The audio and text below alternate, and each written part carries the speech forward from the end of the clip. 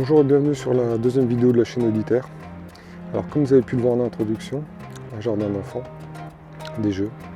Alors la thématique de cette vidéo, c'est avoir moins d'enfants afin de réduire son empreinte écologique, son empreinte carbone. Alors, justement, il y avait une infographie de l'AFP qui a été publiée en 2018, fin 2018, basée sur une étude de 2017, une étude états-unienne, qui a fait grand bruit, qui a fait un peu scandale. Donc elle a fait scandale, grosso modo, parce que c'est le tabou de la démographie.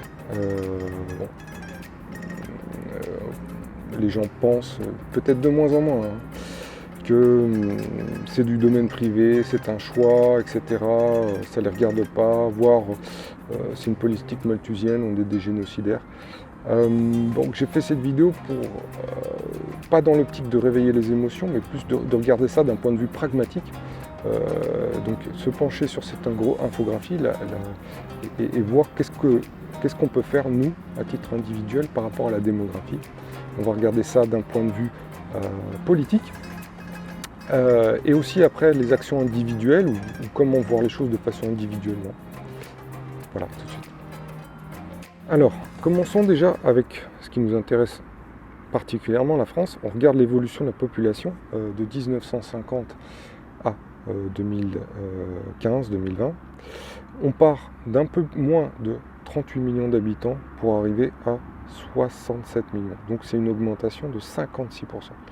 Donc évidemment que ça va jouer un impact dans l'émission des gaz à effet de serre. Alors, on poursuit avec une autre infographie qui est le nombre d'habitants sur Terre cette fois-ci. Alors, le nombre d'habitants sur Terre, en 1950, on est environ à 3 milliards. 3 milliards. Et ensuite, là, aujourd'hui, en 2015, on est à 7,4 milliards. Donc la population a plus que doublé. Et aujourd'hui, on est 7,8 milliards. Donc les pays qui ont principalement grossi, c'est l'Asie, avec un autre graphique là que vous allez voir, qui est la Chine et l'Inde, qui ont particulièrement grossi, qui sont passés pour la Chine à peu près de 500 millions, à peu près 500 millions jusqu'à 1,4 milliard. Et l'Inde qui était à peu près 400 millions et qui va rejoindre l'Inde et la Chine se rejoignent, ils sont tous les deux à 1,4 milliard d'habitants. Donc sur une planète de 8,7 milliards actuellement, on est presque à la moitié rien que pour ces deux pays. Donc une croissance de la population importante. Là maintenant nous allons regarder le graphique des émissions de CO2 par habitant. Donc on voit sur ce graphique que de 1960 à 2015, c'est à peu près stable, mis à part la Chine, dont ses émissions par habitant augmentent. L'Inde aussi augmente, mais dans des proportions moins importantes. Les USA et le monde globalement est assez stable. Donc ça, bon.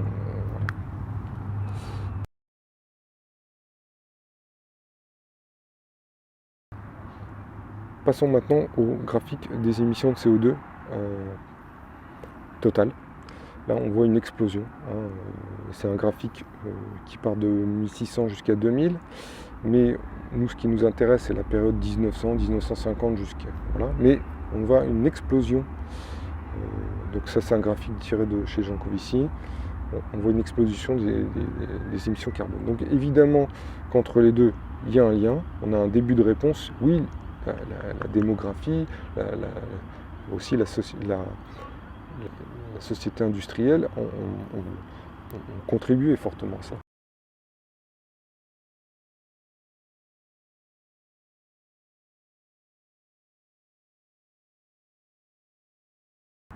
Avec la vidéo précédente, on avait donc un graphique qui illustrait les émissions de CO2 par personne et par pays.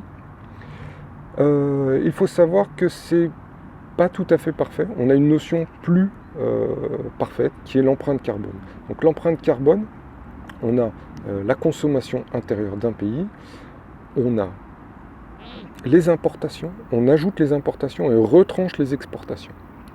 Donc ça permet, par exemple, on n'est pas du tout sur les mêmes notions parce qu'en France on est à peu près à 5 tonnes par habitant. Et si on ajoute le bilan total, parce qu'on a vraiment délocalisé en Chine et dans les autres pays, on est plus à 10 tonnes par habitant. Donc c'est cette notion qu'on va prendre en compte. Et si on regarde donc le graphique suivant, donc, on voit par exemple l'Australie qui a 5,2 planètes. 5,2 planètes. Donc voilà, concrètement, les États-Unis qui sont juste derrière, donc c'est des pays par habitant qui ont un impact considérable. Voilà, on a la France qui a 3 planètes, on a l'Inde qui a, même si elle a 1,4 milliard, elle est quand même à 0,6 planètes, hein, et le monde, on est à 1,7 planètes, donc c'est 2017, 1,7 planètes. Donc chaque année on entame ce capital, et chaque année il se réduit, donc chaque année le problème est plus important, chaque année on a moins de ressources, et chaque année on va devoir réduire de plus en plus. Donc si on revient sur le graphique de l'AFP, on a 60 tonnes d'équivalent carbone. Donc ça c'est une méthode un petit peu, on voit bien 60 tonnes, abandonner la voiture 2 tonnes. Il faut quand même corriger ces chiffres, parce que c'est une méthode de l'héritage carbone. Donc en gros, moi je suis responsable, moi et ma compagne si j'en ai une, je suis responsable, tous les deux on est responsable à 100% du bilan carbone de notre enfant et s'il va avoir des enfants, etc. Donc il faut corriger un peu ça. Donc ça c'est basé sur des chiffres états-uniens où le bilan carbone est à peu près donc comme on l'a vu, à peu près entre 16 et 20 tonnes. Donc on peut dire qu'en France, vu que la moyenne est à 10 tonnes, que si on fait un enfant, on pourrait être responsable de 10 tonnes, puisque le français moyen est à 10 tonnes de CO2 par an, de gaz à effet de serre. Donc c'est quand même assez considérable, 10 tonnes. Donc c'est vraiment un point où on peut avoir un impact très très très important. Donc je disais que la démographie évidemment joue un rôle important. Donc je reprécise des notions, c'est que on parle souvent des émissions de CO2. Bon, il faut savoir que si on veut être plus précis, on va parler de gaz à effet de serre.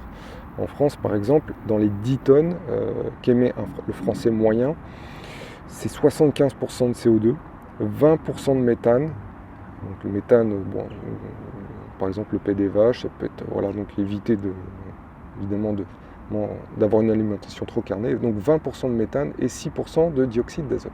Donc, le mix, 14% de CO2, 20% de méthane, 6% de dioxyde d'azote. Donc pour simplifier, on dit CO2, mais bon, il faut savoir que c'est globalement les gaz à effet de serre dont on parle. Voilà, et donc l'impact, il est important, donc après mais il n'y a pas que le CO2. Évidemment, un Africain, il va consommer à peu près 20 fois moins qu'un États-Unien, évidemment. Après, il faut savoir que si il y a une étude je vais citer les sources, qui dit selon une estimation qu'entre 1985 et 2100, la croissance démographique sera responsable de 35% de l'augmentation des émissions de CO2 au niveau mondial. Donc 48% dans les pays en voie de développement. Pourquoi cette importance Eh bien évidemment que ces pays en voie de développement, ils vont se développer. Donc aujourd'hui, à l'heure actuelle, c'est pas tellement un problème qu'un Africain, une femme fasse plusieurs enfants d'un point de vue CO2. Je parle d'un point de vue CO2. C'est pas tellement grave. Mais parce que voilà, l'impact est minime. Mais quand ces pays veulent se développer, espérons qu'ils le fassent d'une façon plus écologique que nous, que les Chinois, que les Européens, que les Occidentaux, mais il y aura un impact. Donc, je disais également qu'il n'y a pas que l'impact du CO2. Il y a aussi la déforestation, les déchets plastiques, tous les autres impacts, la prédation aussi sur la faune, la flore, consommation des espaces, plus d'impact. Donc à ce titre-là, je voulais vous faire montrer l'exemple d'Haïti. En Haïti, il y a un bilan CO2 qui est assez ridicule. Néanmoins, si on regarde cette photo vue du ciel, on voit clairement, on a deux pays sur une même île. On a l'île d'Haïti, on a le pays Haïti et la République dominicaine. Donc, un côté totalement désert, plus d'arbres, et de l'autre, une forêt relativement dense. Voilà. Donc l'impact, on le voit. Par exemple, à Haïti, il y a 2 fois plus d'habitants par kilomètre carré, 385 contre 217 en République dominicaine. On est un IDH, indice de développement, très faible en Haïti, quasiment 0,5 contre 0,75 élevé, 94e rang mondial pour la République dominicaine. Donc couplez ça à ça, les gens sont évidemment pauvres en Haïti, ils coupent du bois pour se chauffer. Après, on a des réactions en chaîne, moins de faune, moins de flore, moins de biodiversité. Quand il pleut, on a le lessivage des sols, et les sols sont très difficiles à cultiver et sont pauvres, parce que tous les nutriments partent directement. On a des éboulements de terrain, etc. On a des catastrophes. Il n'y a rien pour les retenir, il n'y a pas d'arbres, il n'y a pas de végétation. Donc il n'y a pas que le CO2, il y a aussi, même pour les pays en voie de développement, pays pauvres, il ne faut pas se voiler la face, on peut les appeler comme ils sont, pays pauvres, ou pays qui aspirent à se développer en espérant que ça se fasse véritablement de façon écologique, en respect de la nature. Et donc, à ce titre-là, il y a des actions politiques. Donc pour la France, nous, on a un système nataliste, croissanciste, malheureusement, pour nous, écologique, enfin pour moi, en tout cas, et aussi pour Yves Cochet, qui voulait renverser le système d'allocation. Actuellement, on n'a pas d'allocation si on a un enfant. On ne reçoit pas d'allocation. C'est qu'à partir du deuxième enfant, si vous voyez les chiffres ici. Donc je disais, oui, le système de la CAF en France, c'est premier enfant, pas d'allocation. Au deuxième, 132 enfants, 132 euros, plus 66 euros s'il a plus de 14 ans. S'il y a 2 enfants, c'est 300 euros.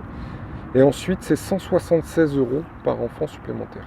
Donc Yves Cochet qui proposait de revoir le système et de l'inverser, c'est-à-dire de plafonner et dès le premier enfant d'avoir des allocations et ensuite de le plafonner. Donc, tout simplement, qu'on ait 3, 4, 5, 6 enfants, ça ne serait pas la société pour des raisons écologiques. Après, il y a aussi peut-être des raisons morales, je ne sais pas.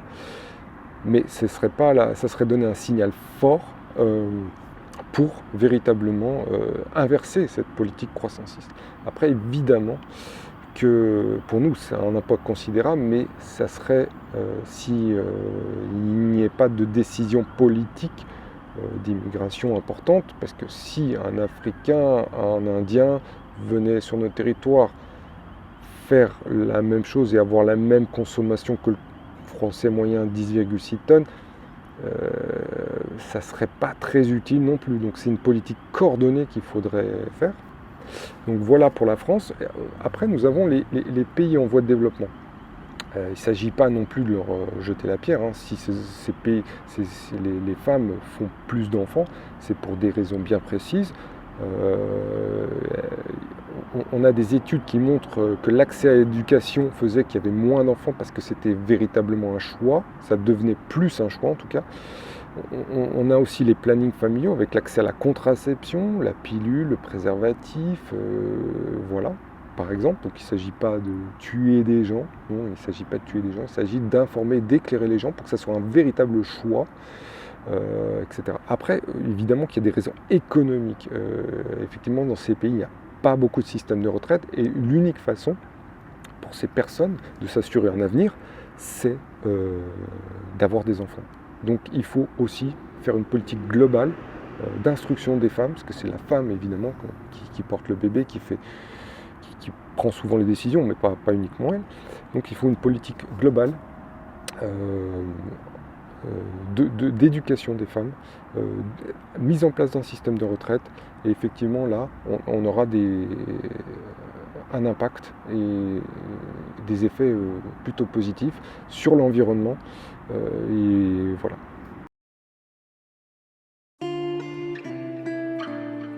Passons maintenant aux solutions individuelles. Donc la première solution, ça peut être évidemment d'adopter. Surtout, même si c'est pas facile dans les conditions réelles, adopter ça peut être vraiment une vraie solution. Surtout que les adoptions se font d'habitude avec les pays en voie de développement, les pays pauvres. Deuxième solution, ça peut être, je vous ai préparé une infographie, ça peut être de reculer l'âge d'avoir des enfants. Donc à ce titre-là, je vous ai pris deux femmes, une en 1900, qui sont nées en 1900, une qui a décidé d'avoir des enfants tous les 20 ans, une autre qui a décidé d'avoir des enfants tous les 30 ans. En 1960, donc 60 ans plus tard, il y a 16 individus pour celle qui a décidé d'avoir des femmes tous les 20 ans, et 8 individus, donc divisé par 2, pour celle qui a décidé d'avoir des enfants tous les 30 ans. Donc évidemment, quand on divise la fréquence, on réduit la fréquence, on réduit considérablement l'impact. Donc même si c'est un phénomène de société d'avoir des enfants de plus en plus tard, parce que les études se terminent plus tard, quand vous avez le choix de le faire plus tard, si vous pouvez le faire, ça peut être un impact positif. Autre possibilité, c'est évidemment d'avoir moins d'enfants. Par exemple, Yves Cochet disait un peu vulgairement la grève du troisième ventre, mais peut-être faire un enfant de moins c'est vrai que l'écologie d'habitude c'est sympa, mais là ça peut être un peu moins sympa, et de faire ce choix qui peut aussi s'avérer intéressant au niveau de l'écologie.